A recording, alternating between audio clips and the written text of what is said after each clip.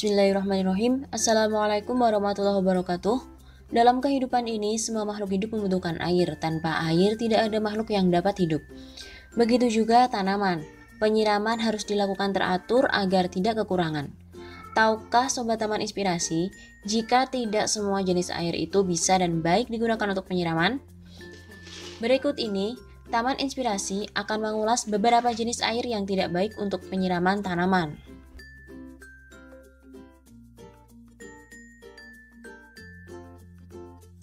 Air yang tercemar. Sudah sangat jelas air yang tercemar limbah pasti berbahaya untuk tanaman.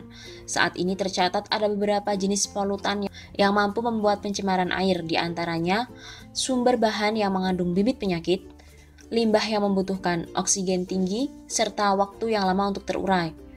Ada beberapa jenis pencemaran menurut ahli, yaitu pencemaran mikroorganisme air. Beberapa mikroorganisme seperti virus, bakteri, protozoa, dan parasit kerap sekali mampu membuat pencemaran pada air. Berbagai mikroorganisme tersebut terdapat di dalam air sebagai hasil dari buangan limbah padat. Pencemar bahan kimia anorganik. Adanya berbagai bahan kimia anorganik di dalam air dapat membuat rasa dari air tersebut berubah dan sangat disarankan untuk tidak dikonsumsi. Bahan kimia anorganik, misal saja logam, garam, dan juga asam. Biasanya ikan yang berada pada air yang mengandung zat ini akan mati, dan juga bukan hanya ikan saja, tetapi pertumbuhan dari berbagai jenis tumbuhan yang di dalam air juga terganggu.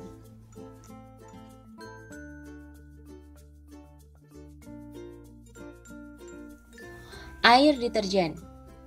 Limbah yang dihasilkan deterjen sangat merusak lingkungan karena deterjen merupakan hasil sampingan dari proses penyulingan minyak bumi yang diberi berbagai tambahan kimia seperti surfaktan atau bahan pembersih, alkalin benzen yang berfungsi sebagai penghasil busa, abrasif sebagai bahan penggosok, bahan pengurai senyawa organik, enzim untuk mengurai protein, lemak atau karbohidrat untuk melembutkan bahan, dan lain-lain.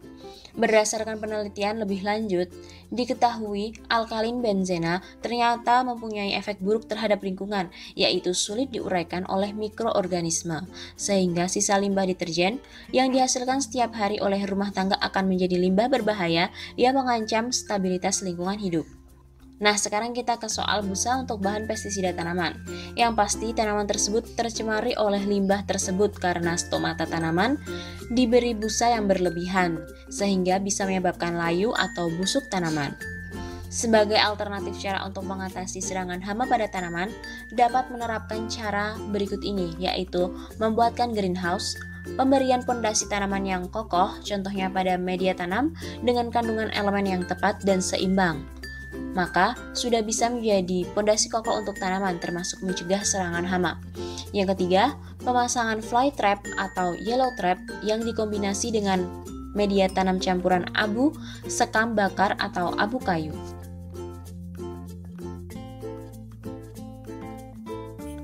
Air mendidih. Penggunaan air mendidih untuk menyiram tanaman masih saja menjadi perbincangan.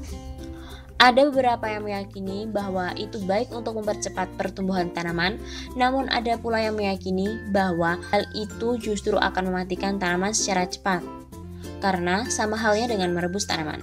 Nah, bagaimana kita menyikapi dua perbedaan pendapat ini?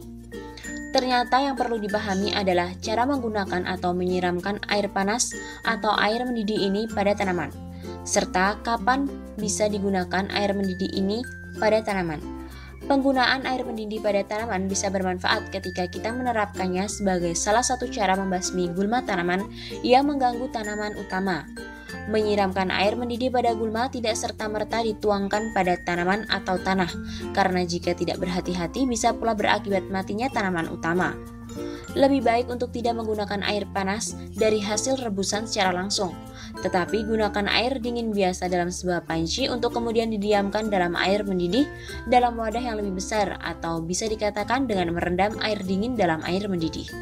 Selanjutnya, untuk beberapa penggiat tanaman yang meyakini bahwa menyiramkan air mendidih dapat mempercepat pertumbuhan tanaman, sebenarnya ini bergantung pada jenis tanaman. Karena Air panas dapat membantu mempercepat proses pelarutan zat-zat dalam tanah yang dibutuhkan oleh tanaman. Jadi tanaman dengan mudah dapat menyerap zat-zat yang diperlukan dari tanah dengan cepat. Kemudian, air panas berpengaruh pada proses metabolisme dalam sel-sel tanaman. Suhu yang panas akan mempercepat reaksi kimia. Jika reaksi kimia atau metabolisme berjalan dengan cepat, maka sel akan membentuk banyak energi untuk pertumbuhan tanaman.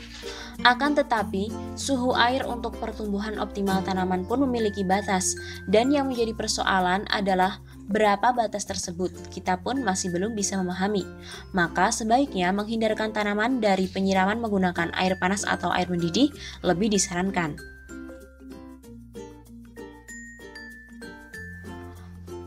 Air minuman bersoda. Sebagian besar minuman bersoda memiliki kandungan soda yang bersifat sangat asam, serta pemanis buatan yang berlebihan, dan ini sangat tidak baik digunakan untuk menyiram tanaman, meskipun diencerkan menggunakan air biasa. Efek negatif dari kandungan asam berlebih pada minuman bersoda adalah dapat meracuni tanaman.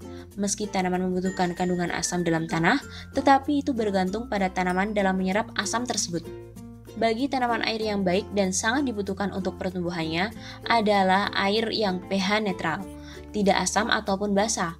Selanjutnya, efek negatif dari gula atau pemanis buatan yang berlebih adalah mengganggu proses osmosis air melalui akar tanaman, sehingga membuat tanaman harus mengeluarkan energi untuk menghasilkan gula melalui fotosintesis.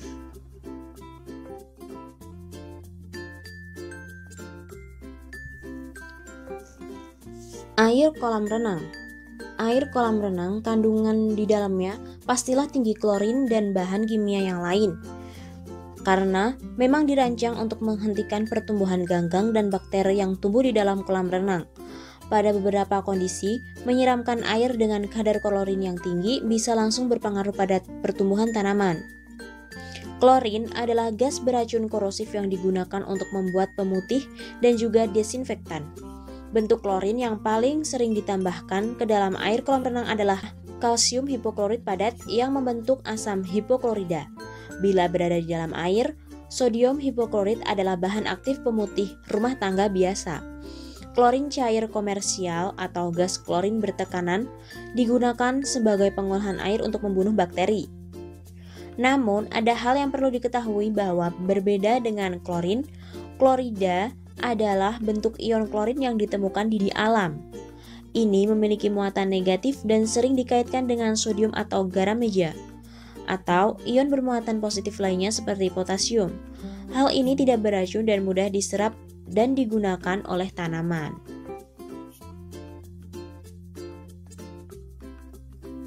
Kemudian ada pula beberapa jenis air yang baik untuk tanaman, antara lain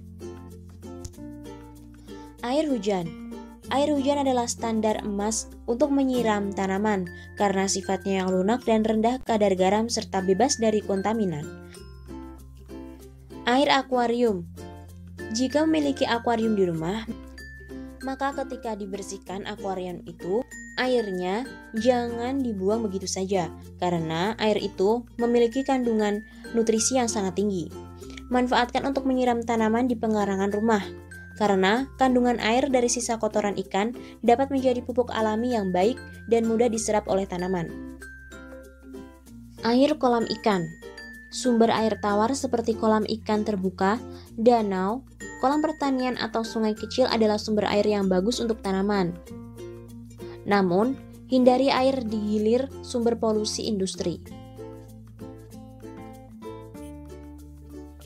Air bilasan perlengkapan dapur seperti beras dan juga sayuran. Jika mencuci perlengkapan dapur menggunakan wastafel, maka bisa dimanfaatkan untuk disiramkan pada tanaman. Hal ini dapat menghemat biaya untuk menyiram tanaman tanpa menggunakan air keran secara langsung.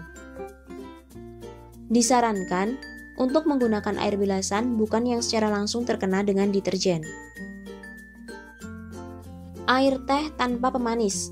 Teh biasa dan herbal cenderung cukup netral atau tidak ada asam ataupun basa. Jadi bisa digunakan ampas dari air teh ini untuk menyiramkan tanaman Anda. Es batu. Es yang meleleh hanya air dan cocok digunakan untuk menyiramkan tanaman. Biarkan saja meleleh terlebih dahulu atau tempatkan es batu di permukaan tanah. Namun jangan sampai menyentuh tanaman.